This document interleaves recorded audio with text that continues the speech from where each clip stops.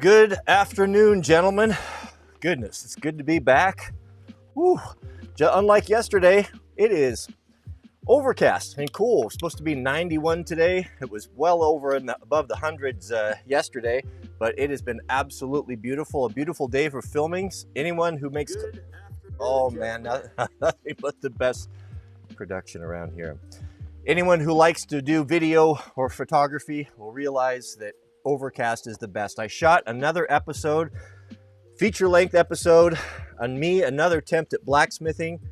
Everything went worse, much worse than last time. I've got that in the can. I will get that uploaded for you, but my goodness, I have a long way to go. It is a very, very humbling, very humbling trade. I'll tell you that. I watched for years. I watched Alex Steele, I think it was Alex Steele and other guys, Black Bear Forge, and you watch those YouTube videos and you think, oh, how hard can it be? Well, it's quite hard. It's quite hard indeed. So shout out to the blacksmith. Well, I'm very excited. Today is a very big day. My son, Jack, Lord willing, will be returning home. If he comes home while we're in the live stream, I'm ending it immediately. I don't care. I haven't seen him for a long time, and I cannot wait. I cannot wait. I cannot wait to see him. I've never been away from him for so long.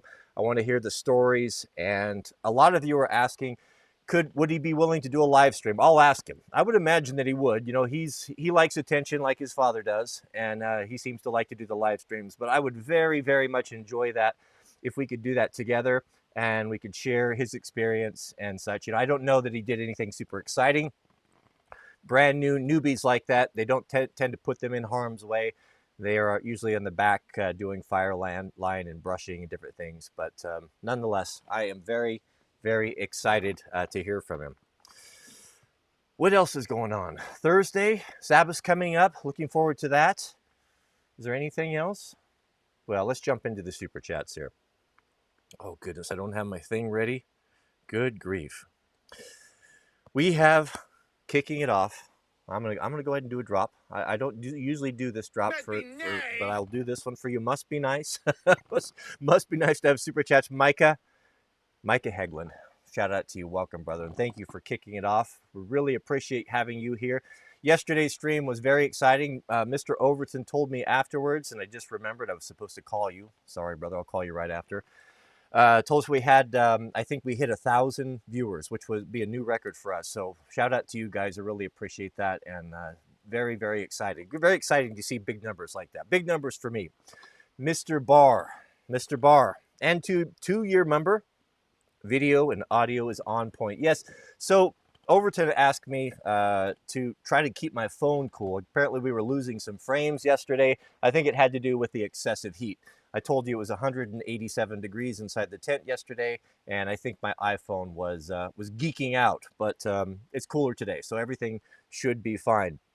Mr. Barr sent me a video that is, I guess, going crazy on the internet right now. I didn't know what it was. I don't know if it's a music video or what it was. I got that, and he's asked me if I would do a video reaction on it. I have no idea even what it is, so I thought what I'll try to do is I will do a video of me watching it for the first time. I don't know what it is, and I'll share that with you guys as well. So I did get that, Mr. Barr, and it's on my agenda to check it out. I just haven't been able to get to it yet. Warband was over this morning. We last week, I guess we just finished our 30 days in a row, cold river plunges. We never missed a day. But this morning, we were in for 7 minutes. That seems to be kind of our sweet spot. We like the 7-minute or so.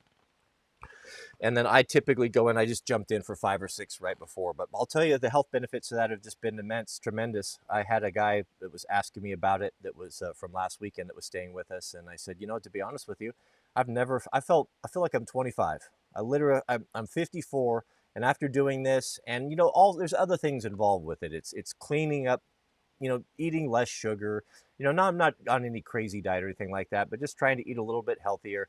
Mrs. W feeds, I don't eat out fast food and such. I try not to drink soda. Mrs. W makes good whole food. And, you know, that in combination with the Wim Hof breathing and also going through his 10-week program and stretching and just a lot of just a lot of things come together. What I've never felt better. But I think that cold water therapy, I think there's really something to it, and also staying grounded, being grounded. We've got the linen sheets. I told you guys I would report back on that. So we talked in the past about I'm convinced that what we wear fabric wise, it makes a difference.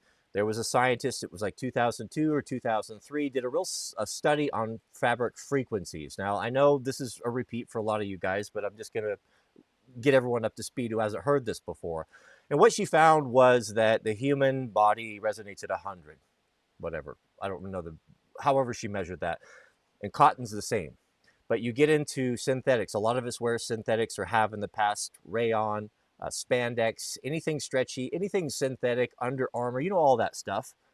Polyester, that stuff actually takes energy from you. That resonates at a frequency of 25, 30. That's what someone resonates at when they're on death's door or they're terminally ill.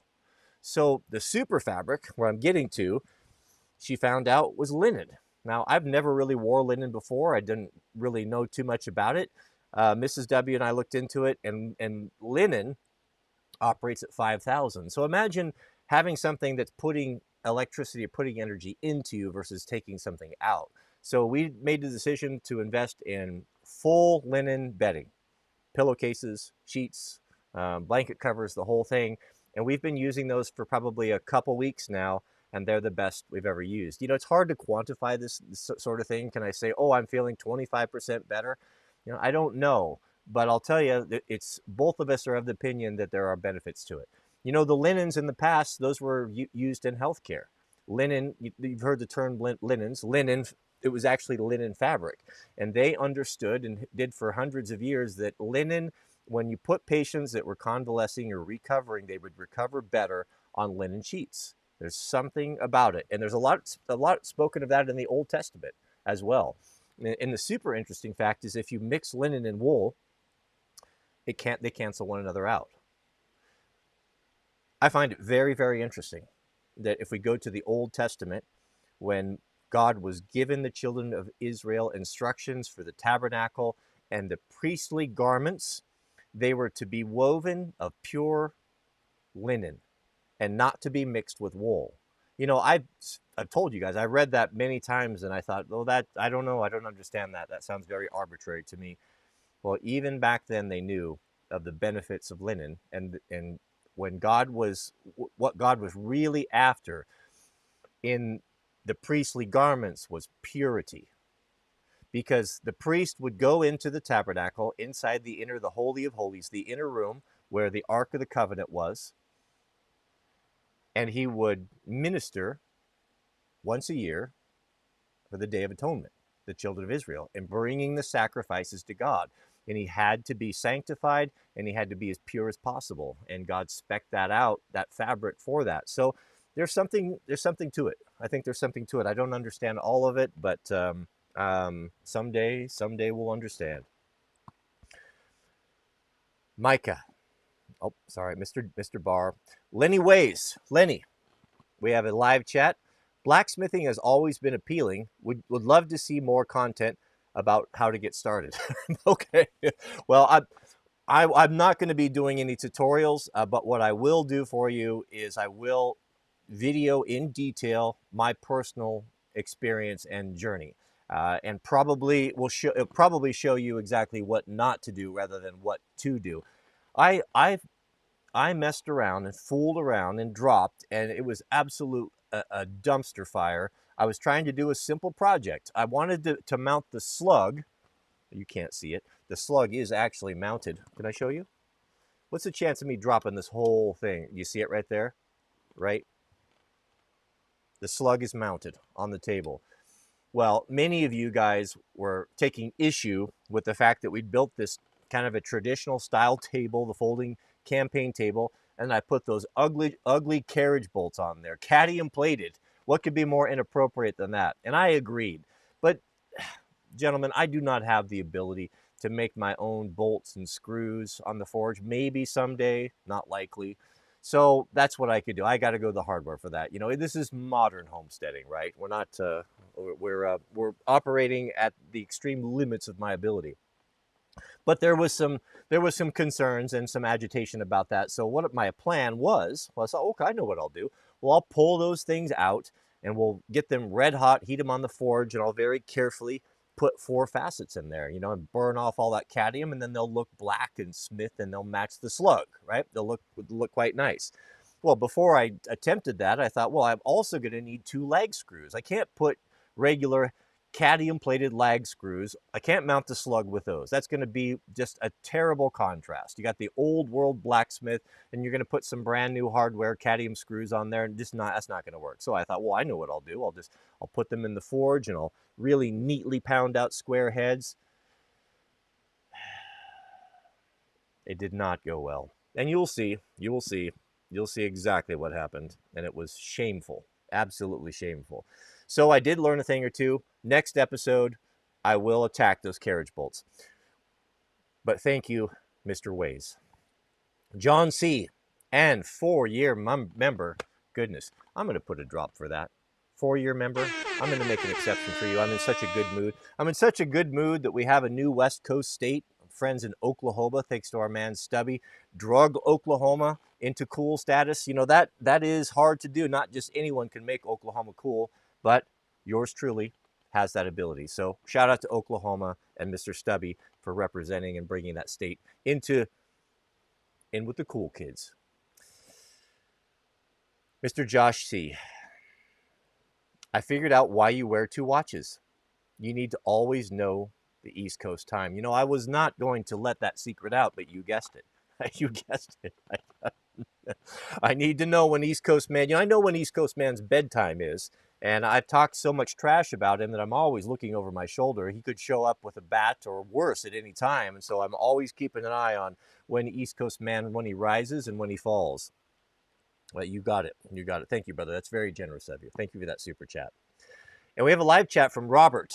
Mr. Robert. Robert writes, John B sent me here. Well, shout out to John B as well. How long, Nate? John B is promoting the W family with gusto. Well, I appreciate that. Well, shout out to them. Sure do appreciate that and all your support. And we have a live chat from Frank Bailey. Mr. Bailey, welcome. Glad to have you here as well. Frank says it must really suck to be a blue collar that doesn't donate money and never gets recognized. It really must be nice. It must be nice. Well, I'll tell you, it must be nice. It is nice. It is nice. Shout out to our friend, Mr. Benjamin. We have a super chat, 1886. That's a first for me. Shout out to you. I'm going to give you a sound drop on that. Mrs. W doesn't like the sound drops, but she said it must be a guide thing. I don't get it, but it's absolutely hilarious to us. Blatant to Blatant 2. How about we go with that? 1886 for Jack. For the creature comforts of home. I can't imagine the feast that will ensue. You are truly blessed. Cody, prayers for you and yours. Yeah, so I talked to him. So we got to talk to Jack about every 3 or 4 days or so. And every day I ask him, so how are those boots working out for you, right? How are those boots? Because I'll aired a little bit of dirty laundry here. I was on him about that. He got brand new boots not too long before he deployed. And one thing that you learn, and he has learned now, I assure you, and this mistake will never be repeated, is you got to break those bad boys in before you get in the fire. They are handmade boots. Custom boots are notoriously difficult to break in, and I mean they're just torture chambers until you get them that way. And I would every day I'm like, Jack, I'd put those boots on if I were you. I would see him in his Vans, messing around. Like, I'd put those boots on. I would sound like a broken record. I finally got to the point, like, I'm not going to nag him anymore. I'm not going to nag him. He'll learn. He'll go out in the fire with boots not broken, and he will absolutely learn, and I'll never have to say it again. And so I just stopped talking about it. And I don't think he had more than maybe 4 to 8 hours in those boots, which is nowhere near enough. And so after he was in them, and they worked 16 hours a day. So he worked 16-hour shifts for 14 days in a row. That's a long time in your boots. It's the majority of the day. And when you come home, there wasn't any home. When you come back to your tent, you are absolutely cashed. You're wrecked, super, super tired. And he said he had probably over, I think, 20% of his feet, he had mole skin and all sorts of, they have wildland guys. This is not new. I mean, all the young guys show up, they do it every time. You can't tell them. You can't tell them. You've got to learn on your own. But it was after about a week or so, he said finally they broke in his JKs and he didn't have to cover his feet with moleskin and all that sort of thing. But he did thank me for sending him with a good tent. Apparently they had a monsoon rainstorm and a lot of dudes showed up with Walmart quality or not super skookum tents, and they suffered terribly. Can you imagine? And I can. Can you imagine doing 16-hour days, hard labor? You know, these guys have been tested. These wildland guys that do hard work like trail crews and such, that their cardio that's required of that work is very similar to a Tour de France rider. And the caloric intake is very similar. So it's very physical work. So can you imagine having to work all day, coming home at 8, 9 o'clock at night, dreaming, just to have a few hours to sleep, and then be in a rainstorm and have your tent leaking or collapsed or whatever, blown away. I think some of them even blew away. Funny story, we rolled in on a fire one time. A lot of times, if you have a fire, if there's a tent around, the place where they put all the firefighters is at a local school. Schools usually have fields, they have large facilities, and some dudes I never did like this. Some dudes would go in and pitch their tents inside the gymnasium. And it was like, it was just weird. I never liked that. I thought, what type of a dude, that's not very rugged. That's certainly not very manly. And it's too many people. And I think East Coast man, I think he's afraid of the wilderness and the bears and all of the super predators that we have out here. I think East Coast man pitches his tent in the gymnasium. Now, I don't know what happens in there when the lights go out, nor do I want to know. I was not anything, had nothing to do with that. But I think you should pitch your tents outside. We pitched our tents and just about got to sleep, and all of a sudden the sprinklers came on. In the summertime, you don't always put your tent fly on. Oftentimes you don't, because your tents are a little bit cooler. Oh my goodness, there was a whole bunch of dudes stepping and fetching at about 1 a.m. when the stupid sprinklers came on, and lesson learned. I always checked on that afterwards. I never made that mistake twice. But we'll hear about Jack's boots and how the break-in process went. Mr. Brent Hamby, shout out to you, Brent. Welcome. We sure are glad to have you here and to have your support. Mr. Barr, come on, let's give a drop for Mr. Barr. I can do it. I don't have to. There are no rules around here. I make the rules. Mr. Barr writes, I'm getting ready to buy the wife another car. Looking at the Ford Explorer 2016 through 2018 or Subaru 2016 to 18. I stole her Subaru for my business car. I need an estrogen boost. What would you buy? Well, if I was looking for a car like that in that age range, 2016 through 2018, if you need some sort of an SUV, I mean, you're right there. I'm right there with you with the same thing. I would, my top three would probably be a Subaru or a Ford, or probably my number one would be a 4Runner. If you could get I know they cost a little bit more. You probably pay a little bit more for that, and I'm not sure what your budget is. But a 4Runner is pretty hard to beat as well. That's money in the bank. They'll never depreciate. If you bought it right, a 2018 4Runner, you could drive that thing for 5 years and sell it for probably just about what you paid for it with inflation and everything it's going. But if I had to guess between the two, yeah, Subarus. Well, me personally, it's hard to say. I'd probably take the Ford. If it was for me, for the man, I would probably take the Ford. If it was for my wife, I'd probably choose the Subaru. So you go forward and act accordingly. But the 4Runner, that's a day walker. That goes both ways. You could be proud, male or female. Let us know what you end up with. Mr. Overton, we have a super chat. Jason Barr, 0506 Inline 6 Trailblazer. No. We don't do Chevrolet here. We don't do Chevrolet. My grandfather would be rolling in his grave if he even knew. He got a whiff that I was even talking about buying a Chevrolet. He was not a fan of Chevrolet. Our family had in Oklahoma, Granddad told me, our family had the very first Ford dealership in the state.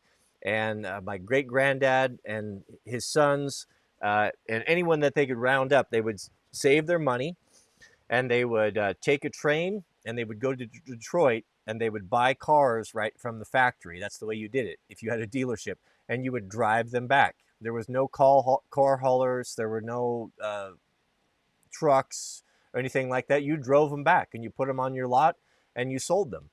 And that's what they did. And so he was a Ford man through and through. He worked after he got out of the war in World War II. He worked. He had two jobs, and he worked for Ford, both companies, or two different Ford dealerships as a mechanic. And I, he he told me the story. You know, he was always talking about how much Ford was better, and always commenting on the recalls that Chevrolet and General Motors had and such. He was not a fan. I'll have to tell you the story when I rolled up with a Mopar when I was 16. He looked like it had was like I rolled up and I had leprosy. Granddad told me the story that back at the first mechanic shop they did full service, and so they had a scrap metal parts bin in the back of the shop outside. And they'd, you know, anytime you'd pull axles or you would pull, brake, whatever, all the scrap metal would go out into that bin and they would sell it or give it away. Who knows what they did. The shop that he worked at, they not only worked on Fords, they worked on all different brands. And he said he had an old woodcutter, a guy that cut wood for a living. Now, this is before the days of chainsaws, before the days, no wood splitters, nothing like that. So the old woodcutter, did everything by hand. Cross-cut saw. If you sold firewood, you did it by hand. You split and you cut by hand. Well, this old guy would come by and he would dig through the scrap metal looking for big, heavy truck axles. And he wanted those truck axles because he'd make them into wedges, splitting wedges for splitting big rounds of Doug fir. Granddad would visit with him and talk to him a little bit, and he found out that he would be sifting through and he would be separating axles, and he would only take the Ford axles. Anything from a Mopar or General Motors, any other brand, he was not interested in it. He only wanted the Ford axles. Well, Granddad asked him about it. Why is that? And he said, "Oh, the Ford axles, the steel is far superior to the other brands."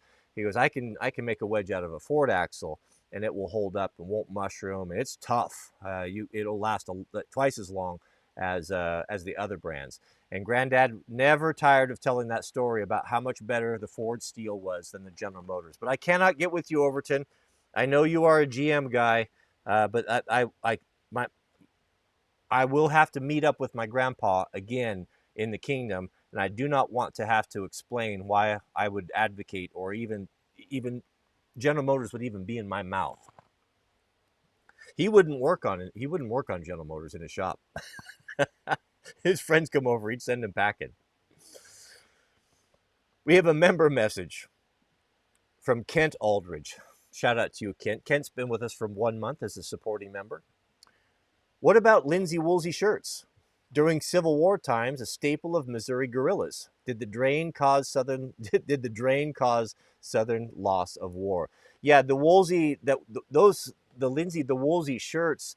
There's actually a guy. I can't remember his name. I think he's up in Idaho. That is reproducing that fabric. It's really kind of fun to see as I've gotten into more handmade and high quality clothing, small batch clothing. There's a lot of I've been learning a lot. There's a lot of those fabrics that have been staples for menswear and workwear and for cold climate for years and years. Those natural fibers that we're all interested in, and I'm really happy to see that some of those, a lot of those, are kind of being brought back. And they're doing some research and they're starting to make garments out of that clothing. Wool is really where it's at. I talked about linen being a super fabric, meaning that it actually contributes to to electrically. Wool is the same way. It fits in there. I love wool. I wear wool base layers. Wool is some people don't like it because they say it's scratchy, and it can be, but it depends on the quality of it. If you get Pendleton shirts, if you just start wearing them, sometimes guys don't like to wear them because of the scratchiness. They'll get the old ones, but the new ones are much softer. And if you get, like, the classic Pendleton shirt is the Pendleton board shirt.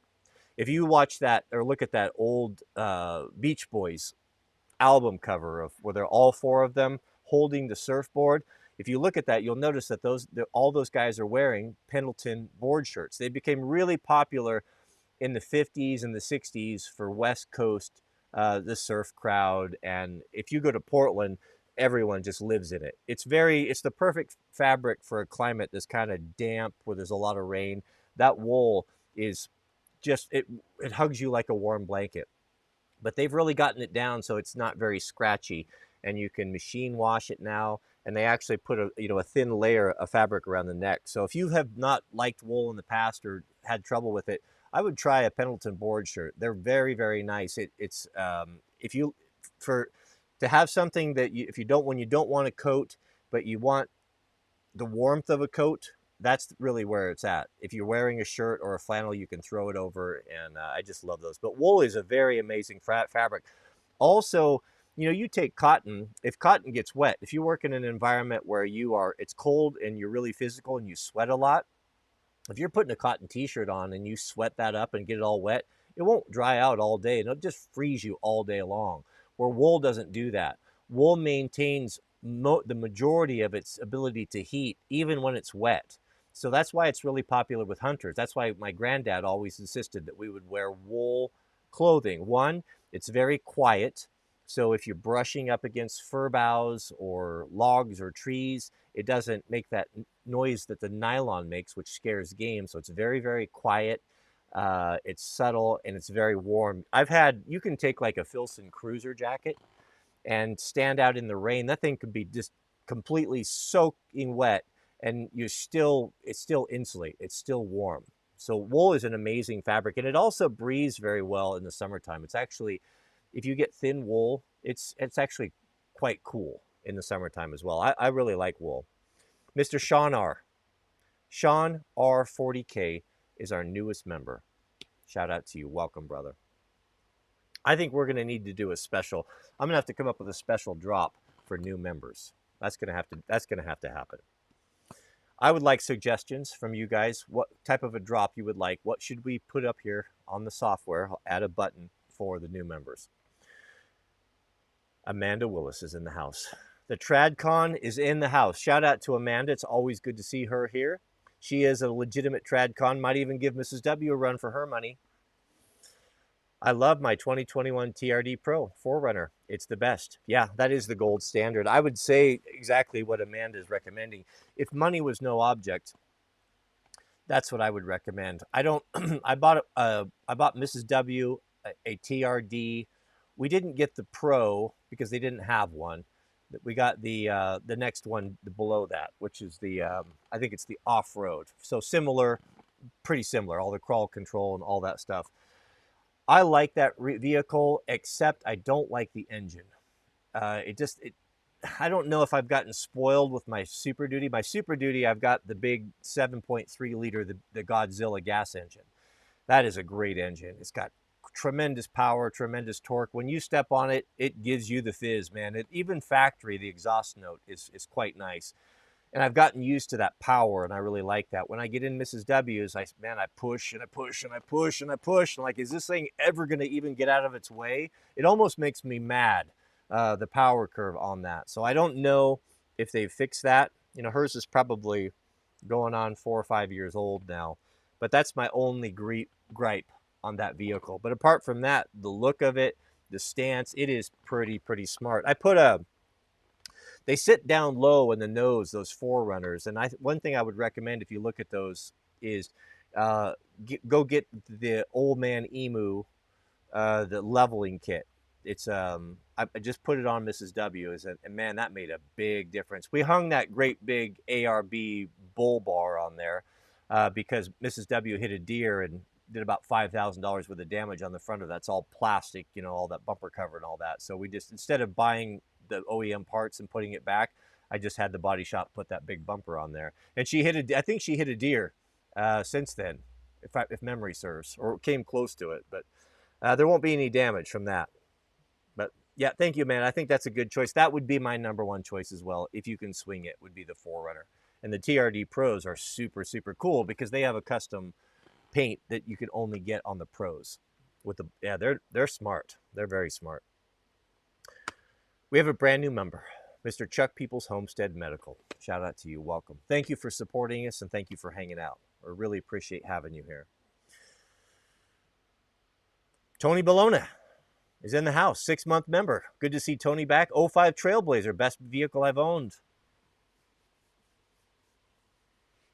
Overton is trying to get my goat here. He's intentionally doing this.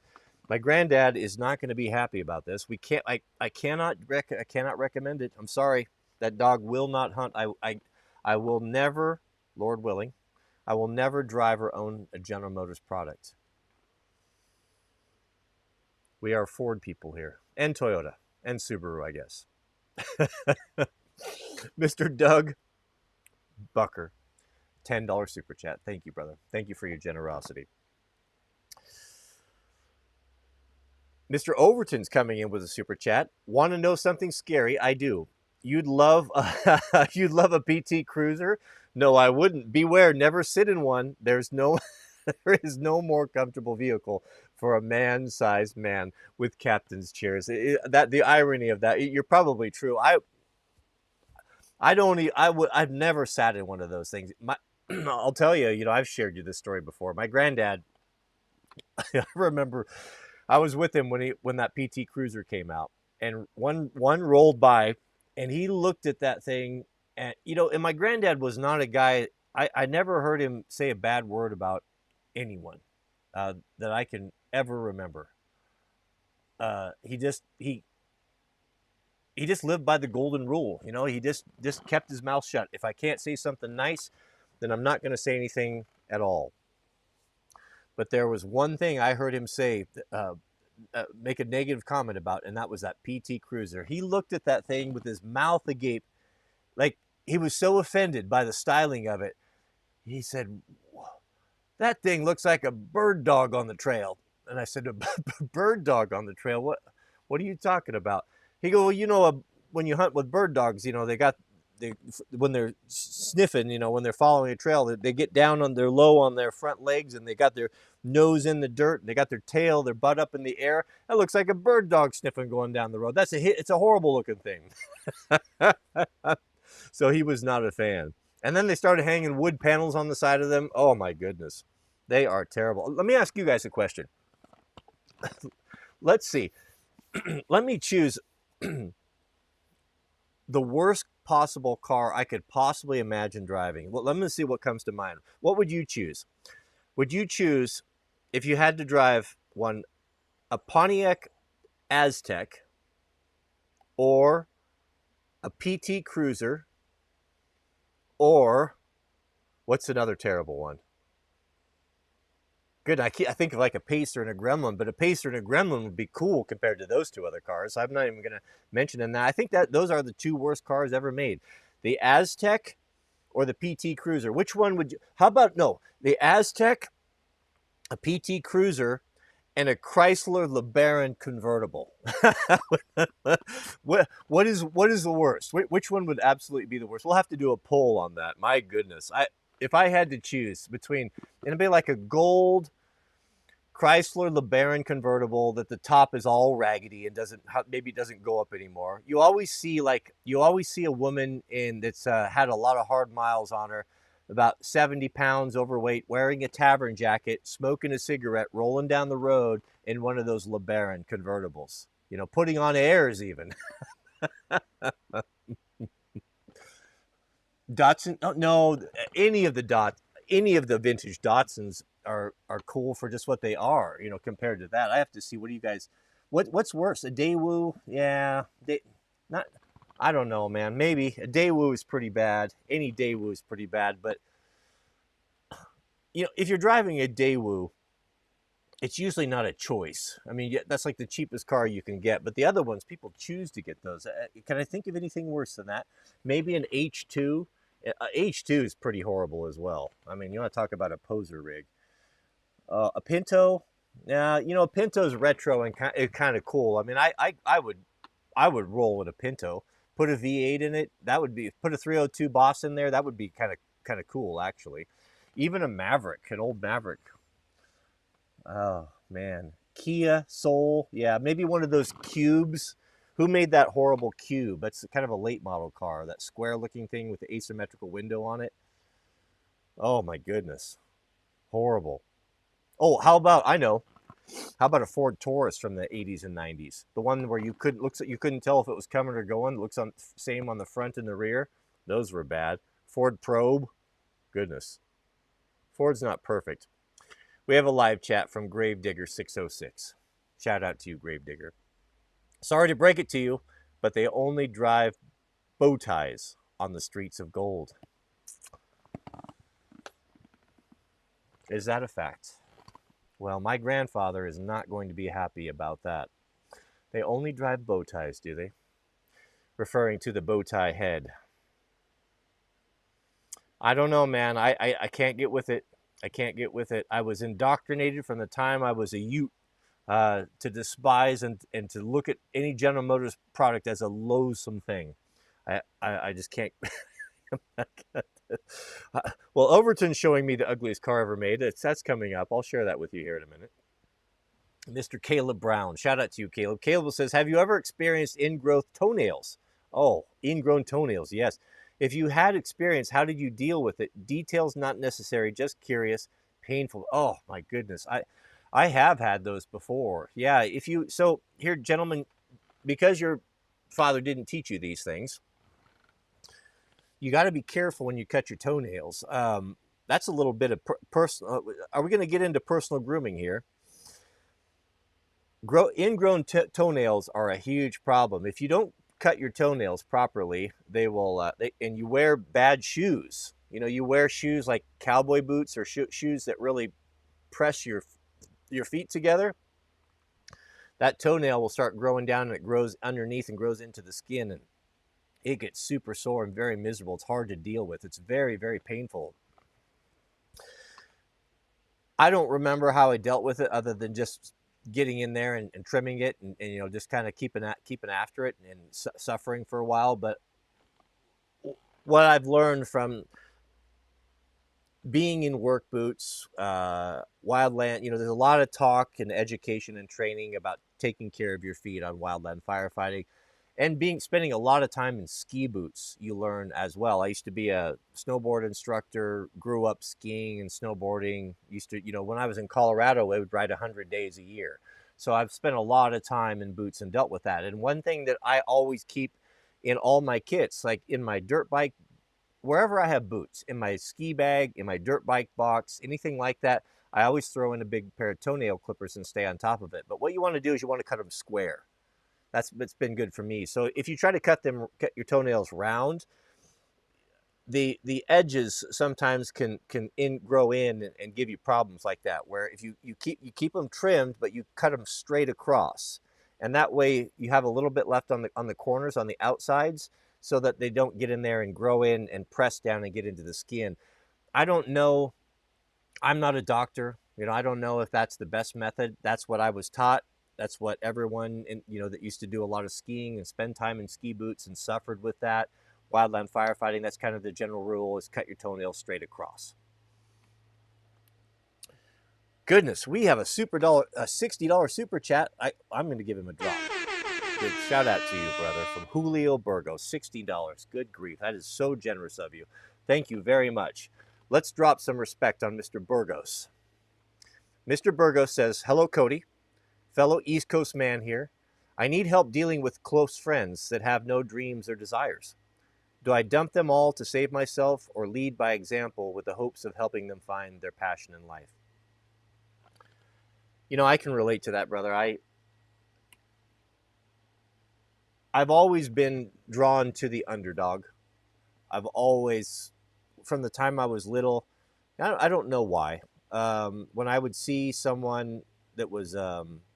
you see someone that's kind of an outcast or doesn't fit in, I always felt bad for that. Maybe I felt like I was that way. Maybe it was because I grew up in a Christian cult and I was looked at as an outcast when I went to school. We were a very strange group because of our beliefs and how we kept to ourselves and such. And so maybe that experience or that environment gave me compassion for people like that, and I've always been drawn to that, and will just defend them to the death. I understand that, and I get that. I have found in my personal life, when I got in with groups like that or made friends of people like that that were not going anywhere, that were not motivated, that were maybe even into stuff that was you get into drugs, alcohol, the party scene, that sort of thing.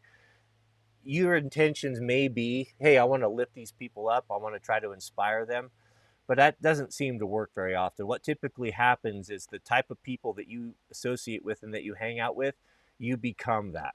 You become infected by it, whether it be for good or for bad.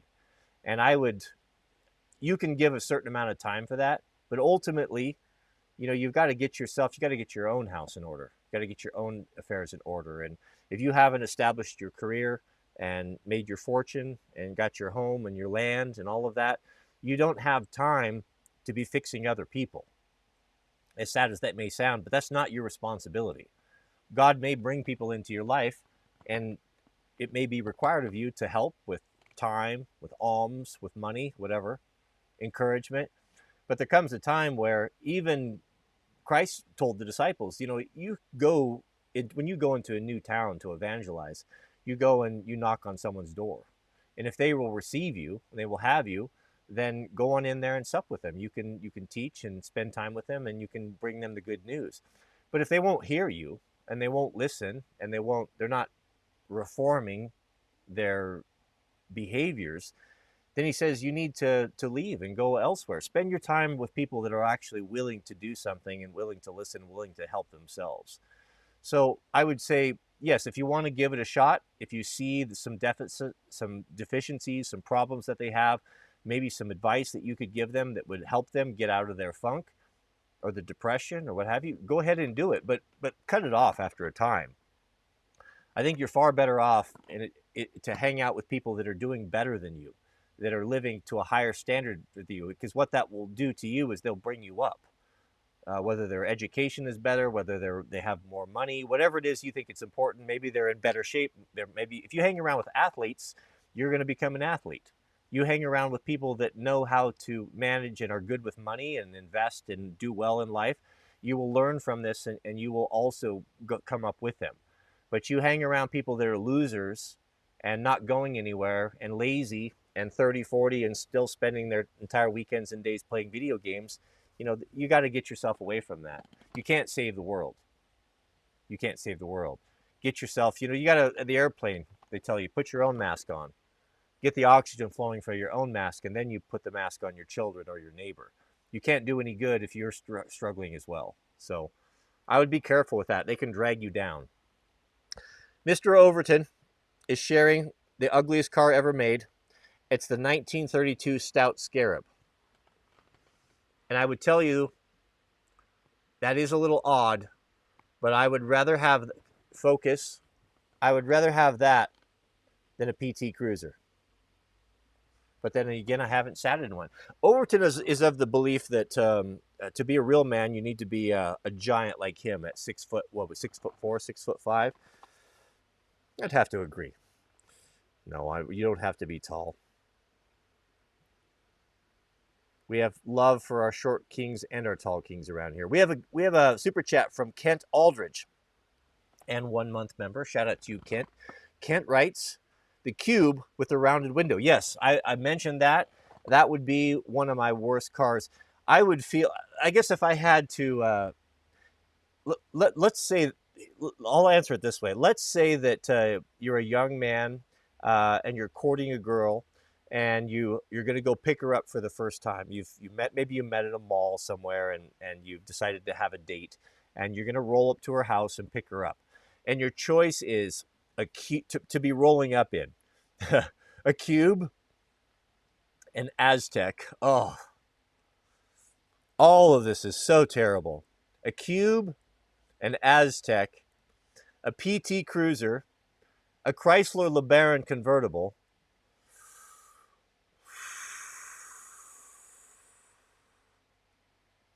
how about an Audi TT? That would be just as bad. or a Volkswagen Beetle, the latest gen,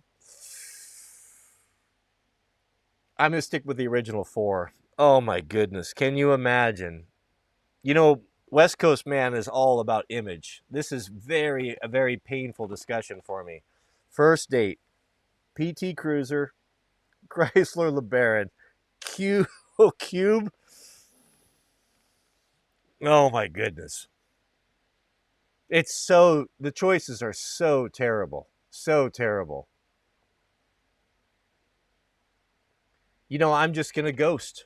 I don't care. I don't care if it was Christy Brinkley when I was 18. I'm going to ghost. I can't do it. I can't roll up in any of those vehicles.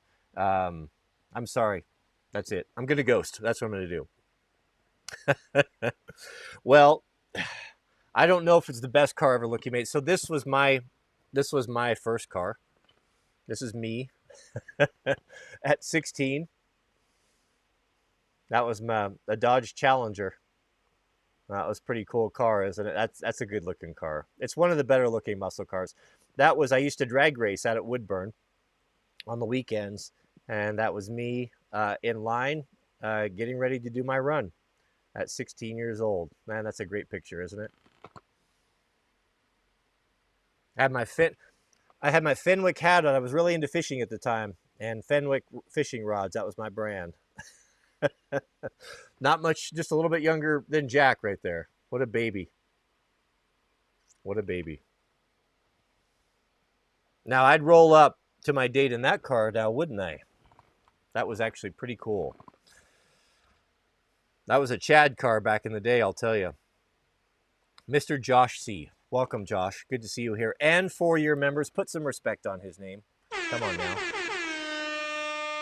Mr. C, 4-year member. Recommendations for leveling kit for my 2018 F-150. Yeah, so there's a lot of good stuff out there. You know, I really like the...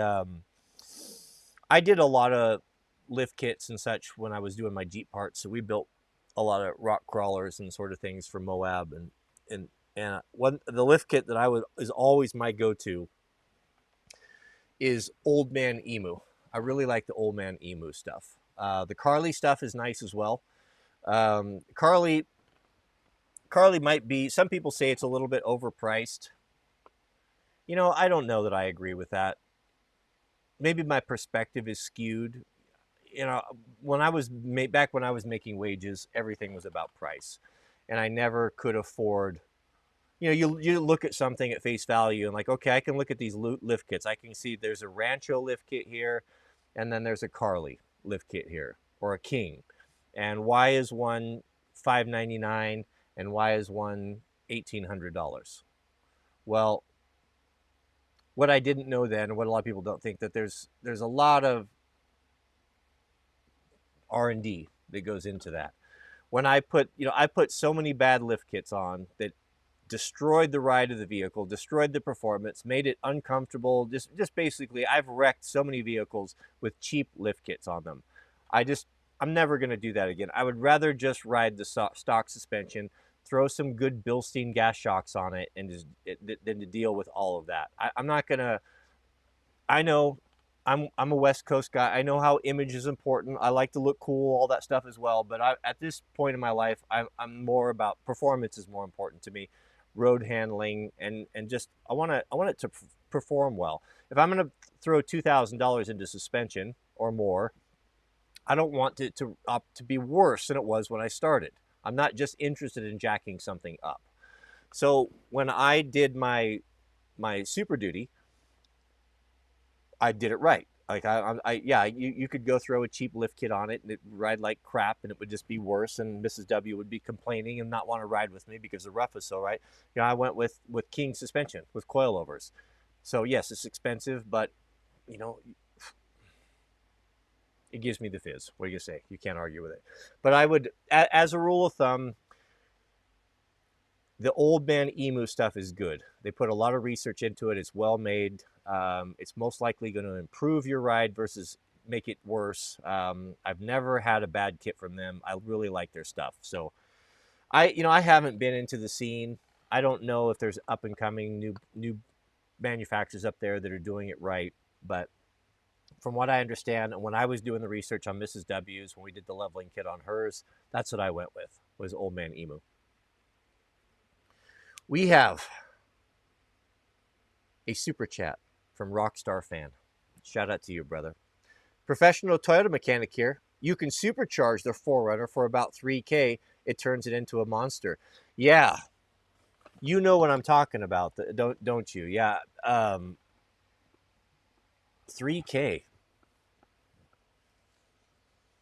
How are we going to sell that to Mrs. W? Now, maybe I'll tell her that she does not like taking my truck because it's so big.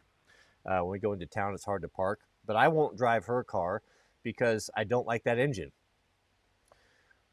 What does it do? Can you run pump gas? And is it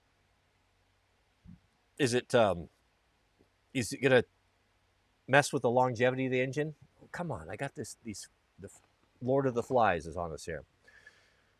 If it was mine, I would do it. You know, that's not that big of an investment when you think about it. 3K, that's what a guy's going to spend on wheels and tires, to be honest. That's what you're going to spend on a winch and a winch bumper. And how much more usable is having an engine that's got good power that you enjoy driving. So yeah, I might look into that. If we were going to keep it, I don't know. We'll see. I'll look into that though. That's interesting. I'm a little bit reluctant to go aftermarket. You know, no man with any sense over 50 gets in and starts modifying engines and stuff. I just have had so many problems with that. I'd have to be really confident it wasn't going to take away from the reliability of the thing. Mr. Golf Soft Wash, we have a super chat. Thank you, brother. And Tango165, our newest member. Shout out to you. Welcome. And we have a live chat from Mr. David Larson, 304s. Only want a man 6 foot and taller. I'm 5'12" for that reason. Yeah, my goodness. Yeah, there's a real disparity. Disparity, is that the right word? In the dating market. And that's what I've been hearing. I've heard that from a lot of dudes. Like if you don't meet all these criteria, a lot of these girls that are online dating, you know, they could start to set criteria.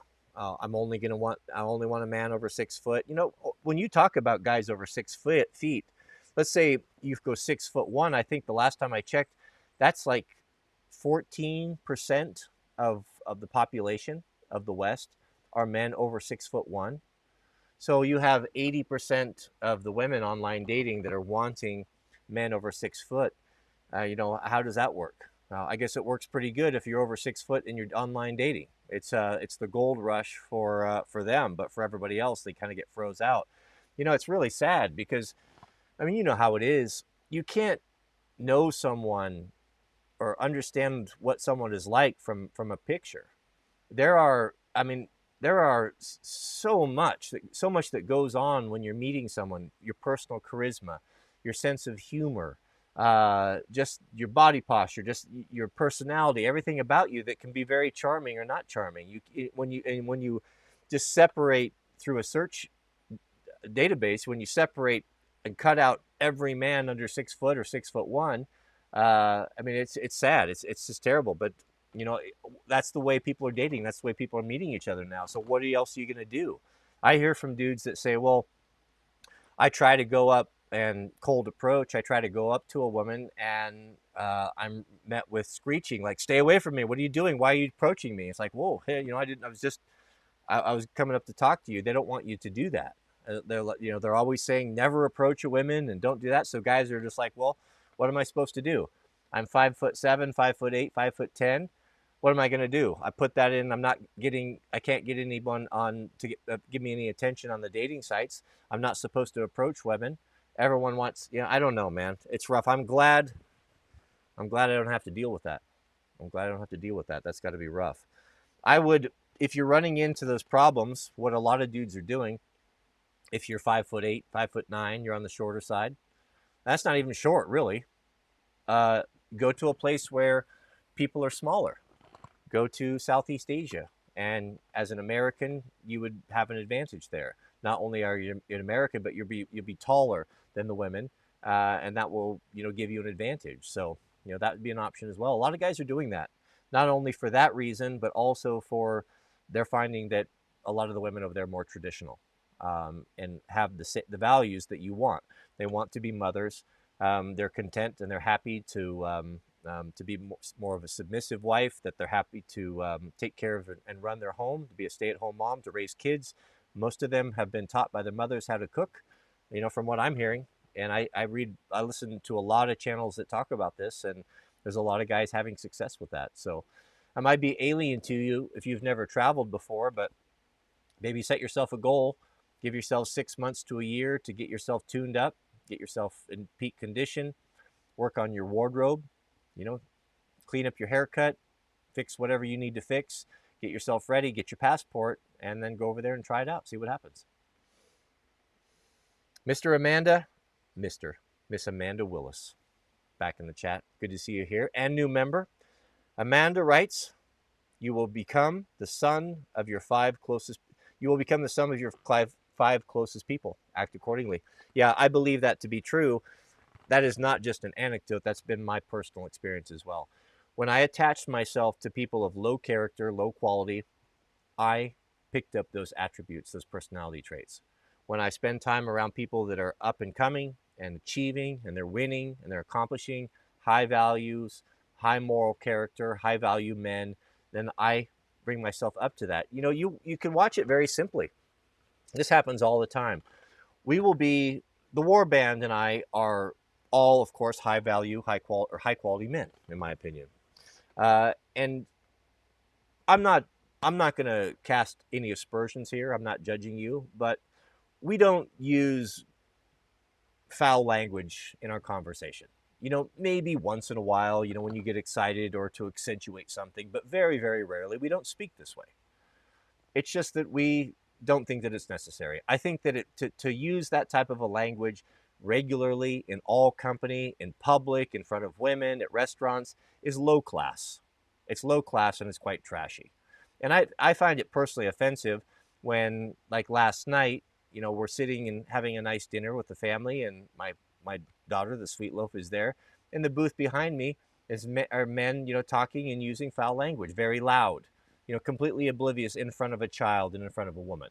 I think that that's trashy and low class. To prove the point, what Amanda's talking about here is that we can have a guy. It happened to us just was it last weekend? A guy that went on a motor ride with us that used that type of language. Not that he's a bad dude, but that's just, he didn't think about it. He probably works in the trades. He's more of a blue collar guy, and his language was pretty rough. Well, he was using that regularly in conversation. He was very excited, talking about the ride and such. And then we didn't have to say anything, but he picked up on it. He noticed that we don't speak that way. We don't use that language. We don't need to. That's beneath us. And he started changing that and cleaning up his language a little bit out of respect for us. He picked up on it. He realized he was the only one doing it, and he cleaned up his act. And that's just a small example, but that's the way that it works. I think that's perfectly said. Like Amanda said, you will become the sum of your five closest people. Act accordingly. Yeah, the quality of them. If your five closest people are not going anywhere and sitting around and complaining about not having stuff, and have been working at the same job and are just taking a paycheck and not doing anything to better themselves, they're not improving themselves, they're not educating themselves, they're not getting out and traveling and such, that's what you will become. So who you hang out with is what you'll become. So if that's what you want, and that's fine. Not everyone is cut out to be a super amazing, high value, high quality, world traveling dude. I get that. If that's what you want, then be content with those friends. But if that's not what you want, and that's not where you want to be, then attach yourself to people that are doing better and doing more, and they will lift you up with them. Oops. Oof. The Battle Chemist is in the house. Welcome, Battle Chemist. And 6-month member, thank you for your super chat, brother. The Battle Chemist just scored an open box 200A multi-processor welder from Hazard Fraught for half price. I'm excited to start welding metal together for the first time. It's very fun. Yeah, those, I've seen Hazard Fraught. You must be an AVE fan. AVE is one of my favorite channels. Man, that guy, I've learned more from AVE about industrial manufacturing I probably learned more from his channel than I have from any channel I've watched on YouTube. He is he's a super skookum dude, man. He really knows. He knows a lot. He knows a lot of things. A machinist, everything. He knows. I don't know what he does exactly for work, but he's got a tremendous skill set. But yes, I've heard good reviews. Harbor Freight's up in their game, man. Their stuff is getting better and better. When they first came to the States long time ago, their stuff was pretty bad. But now it's getting better and better. Their Icon line of tools is pretty nice. Their welders, their stuff is it's just getting better and better. So that's a good way to go. Did you get a 200 amp multi-processor welder? Yeah, well, send us some pictures. Practice. Get yourself some angle iron and start laying beads. We have a $10 super chat from Gaius. Shout out to you, brother. Thank you. Alpine Shepherd Boy, any opinions on Boker versus Case for a simple Traffer pocket knife? Man, I don't have an opinion. I like those old school knives. You know, my grandfather always carried a charade. He carried a 3-blade charade. I think I still have a couple of them. I got them. They're packed away in his army stuff.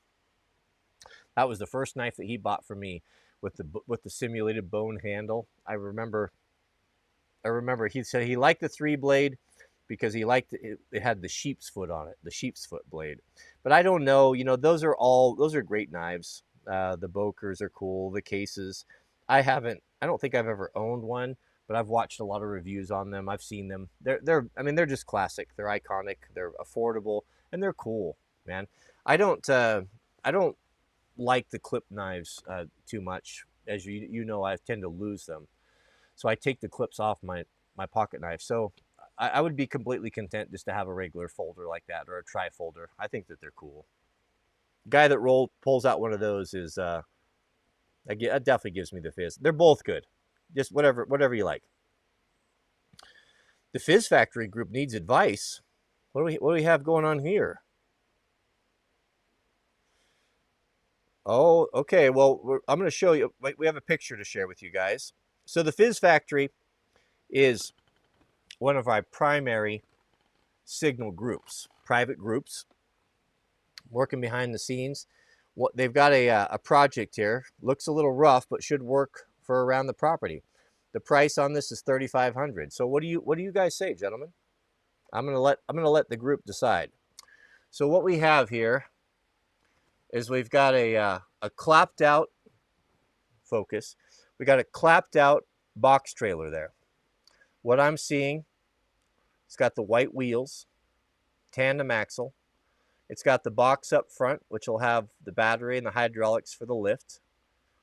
We've got some ghetto sideboards going on there. A lot of rust, though. You know, we don't get rusty vehicles out here. West Coast man doesn't like rust so much. But is it surface rust? It's a nice size. I'm guessing that's what? A 14 or a 12? And the price is $3,500. Oh, there's another one. Oh, it looks pretty good. There you can see the frame rails. It's lifted up. Hydraulic ram there. I'm looking at the construction. It's not a super skookum unit. It's not super heavy duty like the Iron Bull. Like the Iron Bull trailer that I have is super skookum, and it has big heavy channels that run front to back, so that, do you see how those side what do you call those girts or whatever they are, they go across there? Those are plenty strong, but if you're going to haul equipment with it, anything that's on tracks, it will, if there's nothing to reinforce, you know, no steel channel that runs full length there, it'll press down the steel on the bottom, and it will eventually crack and break out, and it just looks unsightly. So, and also if you're throwing a lot of trash in there, concrete, heavy duty things, they can beat up the bottom. So I'm not saying that this is bad.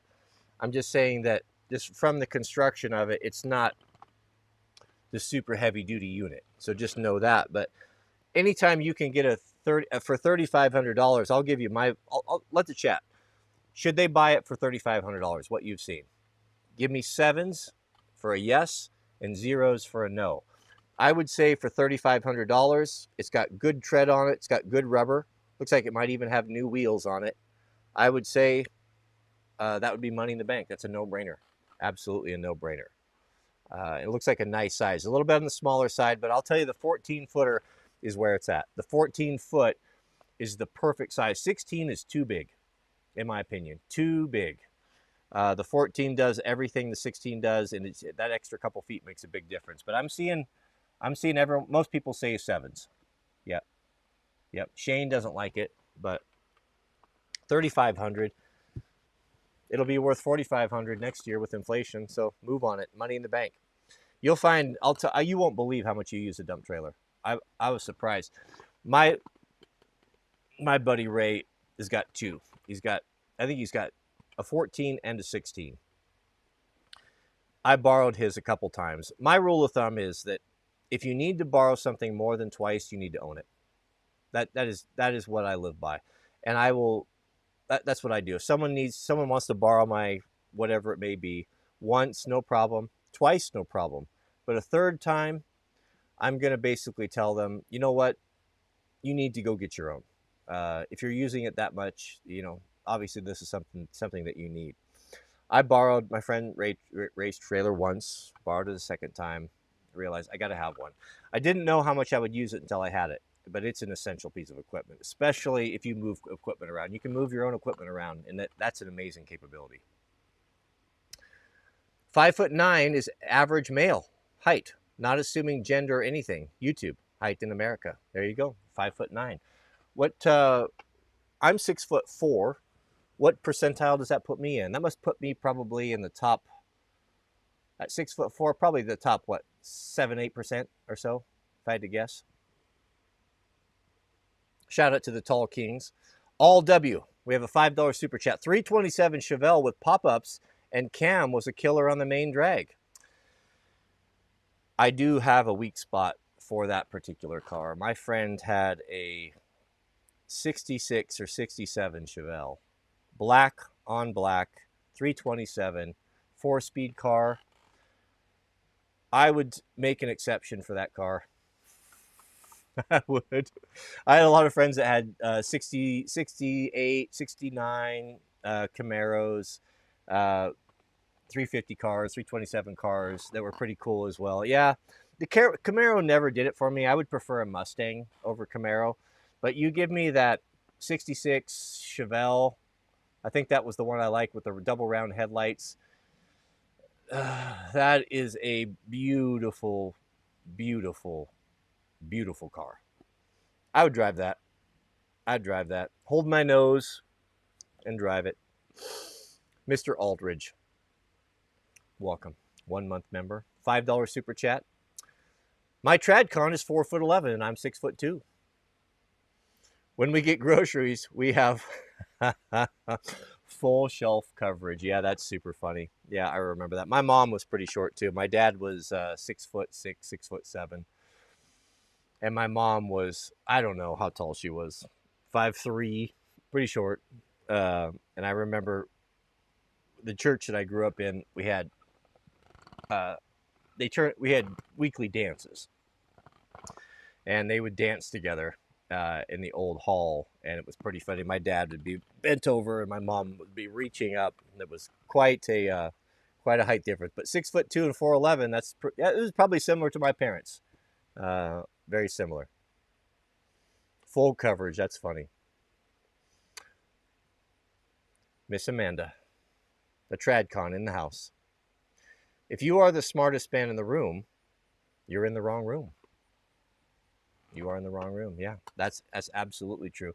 That's building on what she said. You're going to be the sum. You're going to be like the 5 closest friends that you have. You don't want to be. It's fun once in a while to be the center of attention. Everyone needs to have their day in the sun, but you don't want to make a habit of it. And just like she said, you want to be around people that are better than you, and they bring you up to your level. I've noticed that with athletics. It is so true. You want to be a good motorcycle rider. If you're the fastest guy in your group, you'll never get better. Never, ever. But if you're the slowest guy in your group and you're riding with guys that are pro, semi-pro, you will it's incredible how quickly your game will elevate. Kiteboarding, skiing, rock climbing, everything I've ever experienced and been around, I've always been around guys that were much better than I am, almost always. And it elevated me. They brought me up. Where if I was the the best guy, then you don't push yourself. You don't get out of your comfort zone, and you stagnate. That is a truth. That is an absolute truth. Shout out to Miss Willis for being a very wise tradcon. Thank you, Amanda. Rockstar fan, we have a $5 super chat. Another one. Thank you, brother. The ones I've installed are TRD. From the guys I've talked to, they're a reliable kit, comes with larger injectors, and yes, you can run regular gas. So there you have it. The TRD, that's a factory part. Now that makes it very enticing. How cool would that be to put an OEM factory supercharger on? I'm wondering, do you have to use a hood scoop, or will it tuck up underneath the original hood? Man, that gets my attention. TRD, Toyota Racing Division, I think, is that what that stands for? Man, that's something I could definitely get behind. If it's supported by Toyota, man, it's really, really needed in that engine. Thank you, Rockstar fan. Be careful out there. Don't skin your knuckles. We have a live chat from Samo Raker. Shout out to you. Samo writes, how can I combat PTSD? I'm struggling. Man, I don't know, man. I don't know. I am not qualified to speak on that. I don't know that I've ever suffered PTSD. The first time I was around that, I didn't know what it was. It wasn't on everyone's lips like it is now. I used to have a friend when I used to run around and was in the bar scene.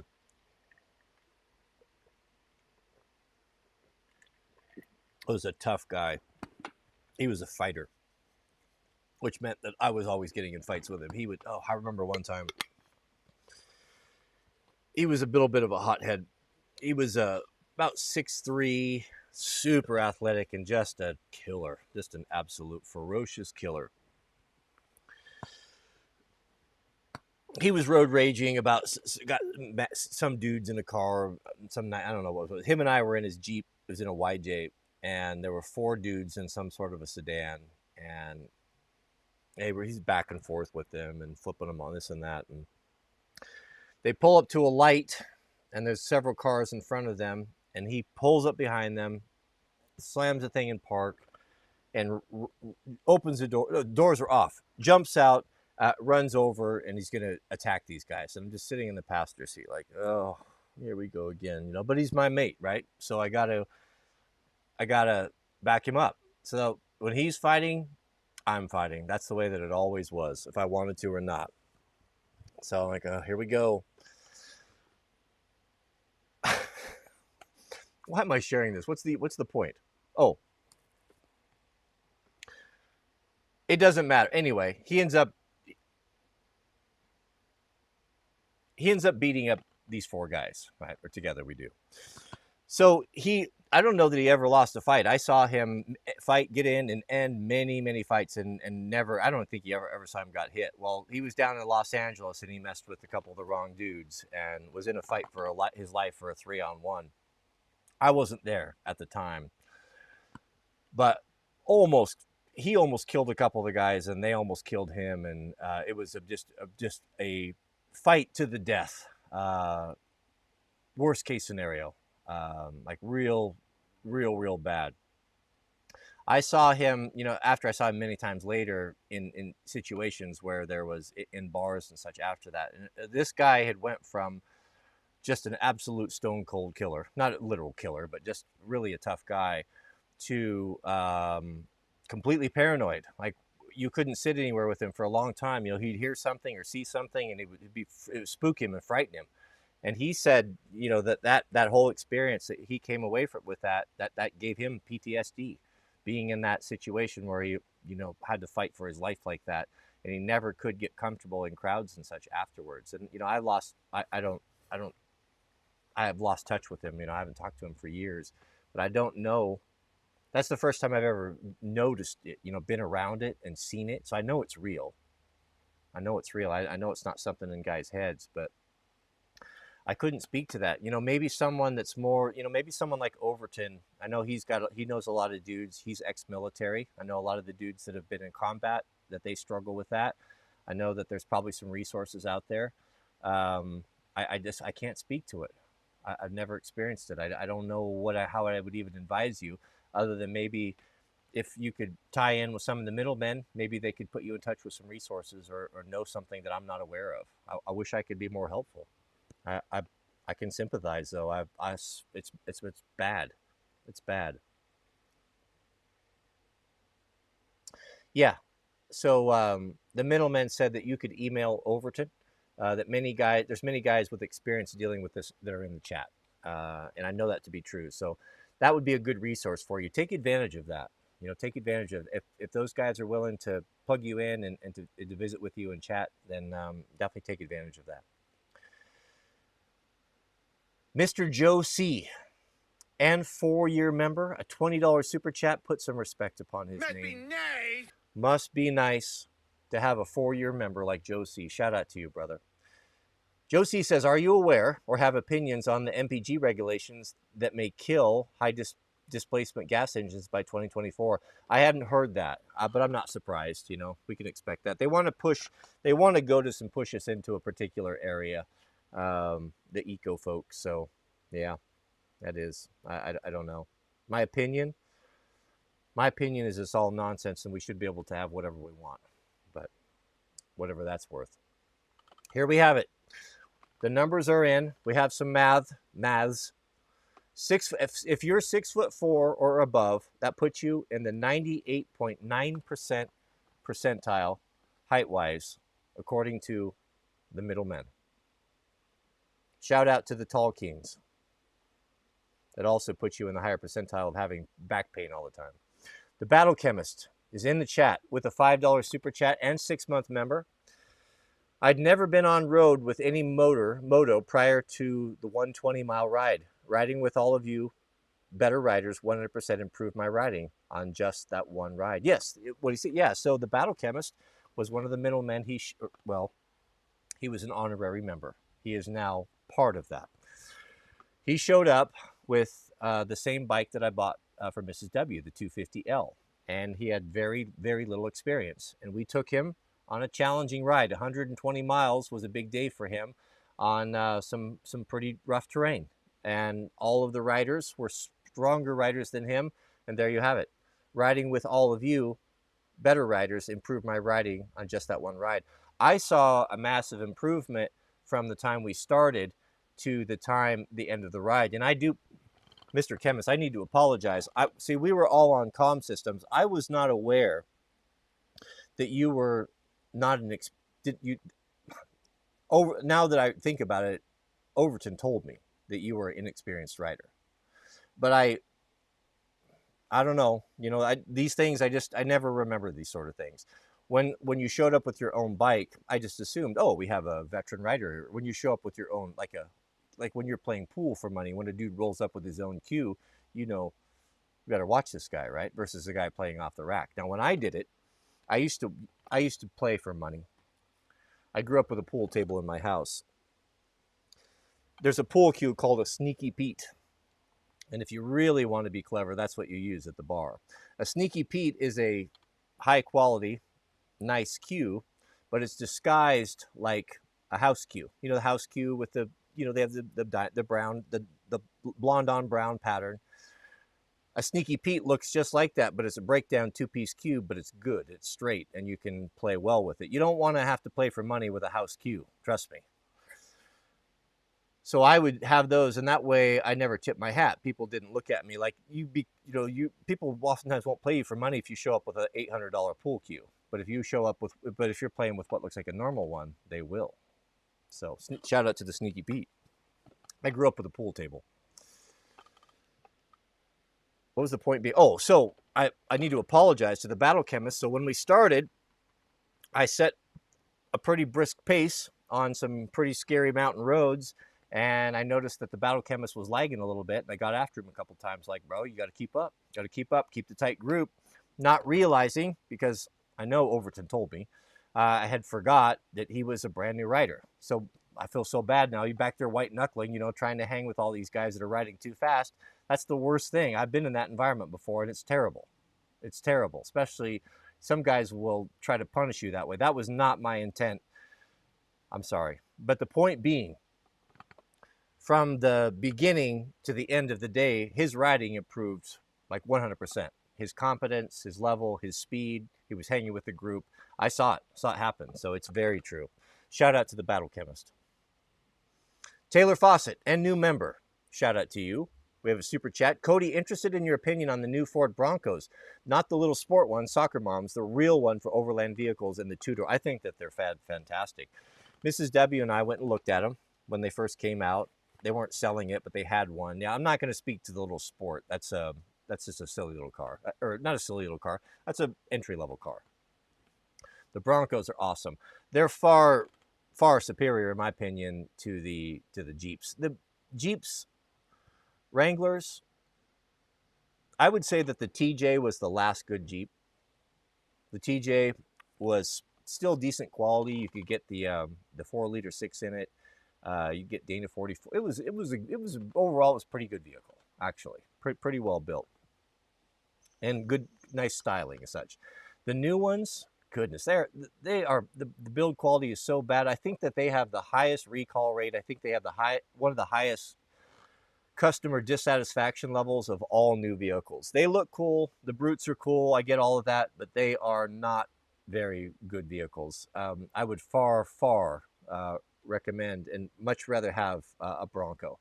And just the design and the modularity of it, they're super cool. I would love to have one. I think that they're amazing. JK, a $10 super chat. Jay says, hey, just a quick question. Should Texas secede? Yes. If it wasn't so hot, I'd come down there to secede with you. But it's just too hot for me down there. I love Texas, man. And I love your food and your culture. And we've never been treated better than when we went down to Texas. The warm welcome that we received in Texas when we were in Austin for the Mother Earth News Fairs. Love Texas. Love Texas. Yes, do it. Maybe you'll inspire some others. Several people in the live chat are writing, couldn't drive a vehicle with turd written on it. TRD, turd. Well, you say that, but if someone were to give you a 2024 TRD Pro, I assure you, you would drive it. So talk is cheap, beloved. Talk is cheap. Rockstar fan, another super chat. Welcome, brother. Toyota Racing Development, no hood scoop needed, but you can. They look cool. Yeah, it would look cool. I'm going to be looking in that. Hope Mrs. W's not watching. She's not going to be, she's not super pleased that I lifted her 4Runner up so big and put big tires on it and big brush guard on there. I don't know how she'd feel about having mad power. She'd like it, though. Maybe you can convince Mrs. W that she needs a $3,000 supercharger to wake that engine up a little bit. Thank you for that, Rockstar fan. I appreciate that. Thank you for your insight. Rockstar fan is a Toyota, a tech, a real mechanic. NS, and new member, $9 super chat. Shout out to you. Hi, Cody. I really enjoy your closet vid. I will be picking up some Ironheart now. Also, you mentioned looking for a leather jacket. Have you heard of Mr. Freedom? Think you'll like that brand. No, I have not heard of that, but I will take a screenshot and check into that, Mr. Freedom. Yeah, I would look at, Ironheart clothing is expensive. Clothing in the past, before it was made overseas by slave labor, has always been expensive. When it has to be handmade, when people have to sew it, when it's sourced from high quality materials, when it's made to last. Ironheart clothing is made to last a lifetime. If you buy an Ironheart flannel shirt, and you take care of it, and you hand wash it. I hand wash everything myself. Mrs. W doesn't wash any of my Ironheart stuff. She would, but I choose to wear this, and I'm very particular about it, and I hand wash everything, and I don't mind doing it. You don't have to do it that often. You get a clothes brush, you brush your clothing, and you wash it. It's easy to do. It's not difficult. Hand wash it, take care of it. A heavy duty Ironheart flannel is going to last you a lifetime. A trucker jacket's going to last you a lifetime. It'll be the last one you ever buy. It's going to fit. It's going to be the best quality you can get. It's going to be something that you love, and it gives you the fizz. So when you look at it through that lens, you can kind of start to, you can justify the cost because it's made properly with the best. It's made the best it can be made. If you want to start getting into Ironheart or a similar brand, then just like, okay, I'm going to buy 2 pieces a year. I'll start with a pair of jeans. So you throw down $600 and you could get jeans and a heavy duty flannel. And these are things that are going to be heirloom. These are things that you will hand down to your children, again, if you take care of them, and that you're going to enjoy wearing. So you don't have to buy everything at once, right? Maybe you make it like, well, I'm going to buy 2 Ironheart articles a year, and then in 2 years you've got 2. And you really don't need that much. You need 2 pair of jeans and maybe a pair of dress pants. 3 pair of pants would pretty much get most dudes by. A couple flannels, a hoodie, a trucker jacket, a couple t-shirts, maybe some insulated long sleeves, maybe a vest. You don't need a ton of stuff. And you can have stuff that you really like that's just super cool and made by real people that are making a real wage, from the best possible construction, the best possible materials. If you know, you get it. And NS gets it. Thanks for that recommendation, Mr. Freedom. I'll check it out. We have a live chat from Mrs. W.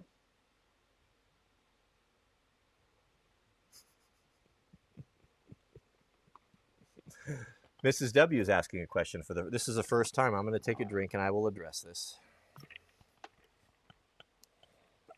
A prophet is not without dishonor except for in his own home.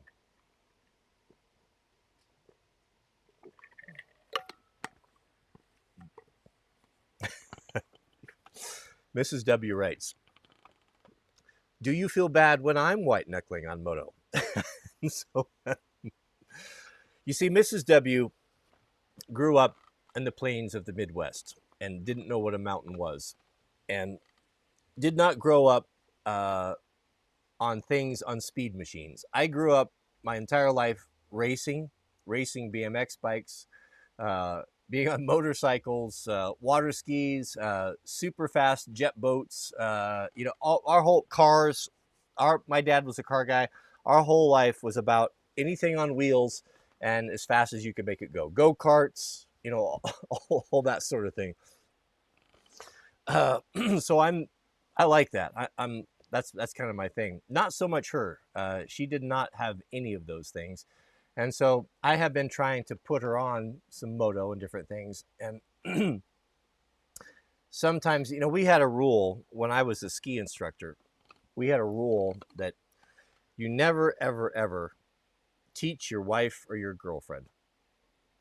Because for some reason, you cannot have patience with your wife or girlfriend. You can have, when you're a ski instructor, you can have all day long, men, women, girls, boys, old, young, patience of Job, not a problem. They're struggling. They fall every time they fall down. They take their gloves off. You like whatever. I was so patient. Oh, let me help you. Little kids, they would give me little kids, no problem. Just the patience of Job, no problem. But you let me you get your wife or your girlfriend and want to teach them. I don't know what happens, but something flips and you have unrealistic standards and zero patience. Like, what are you doing? Why can't you do this? I think most people can relate. This is a common thing. That's why we would when I was the instructors, we always had a deal. If my girlfriend or whatever family member wants to ski, you teach them for me, and I'll do the same for you, because it's impossible to have patience. And the same thing goes with moto. It's true. It's true. I'm sorry, baby. I will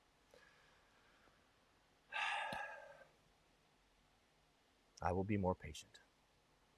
Shout out to Mrs. W.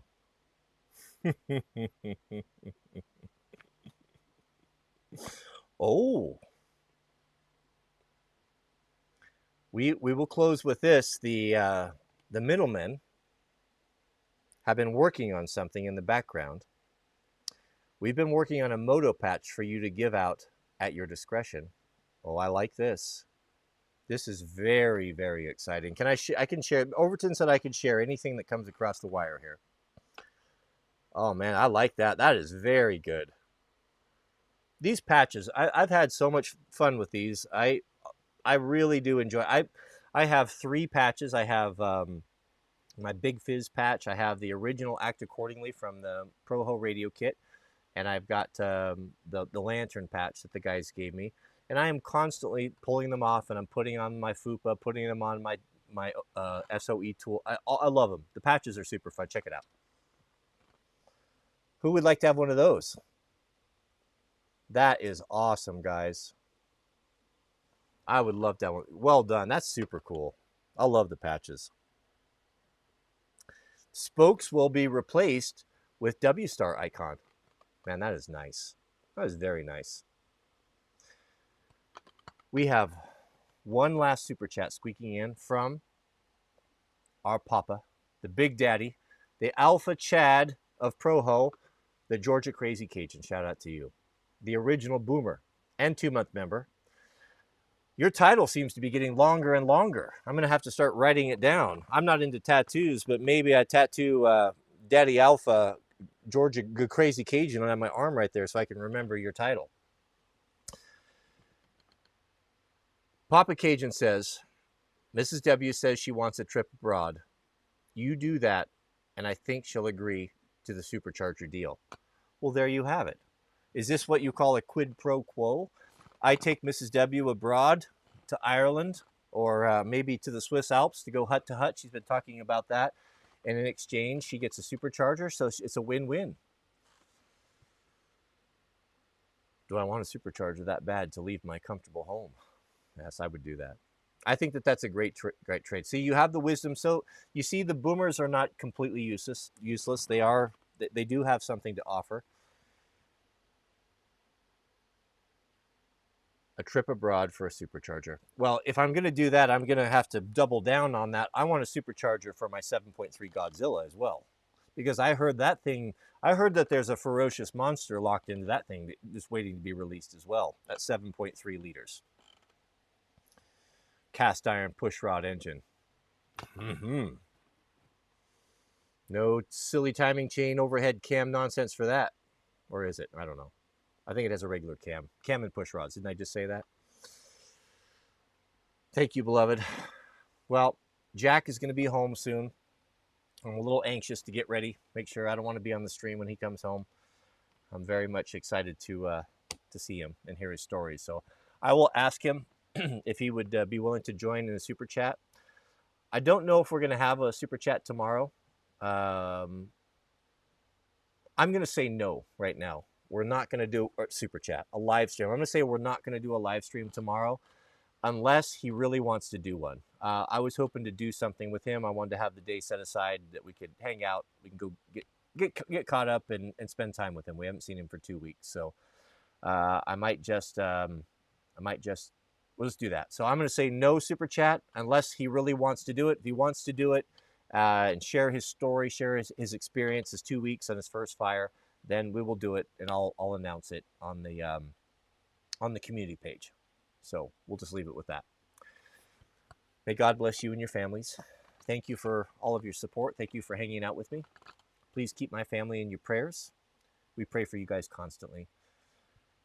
And Lord willing, we'll see you on the next stream. I'm calling you, Overton, right now.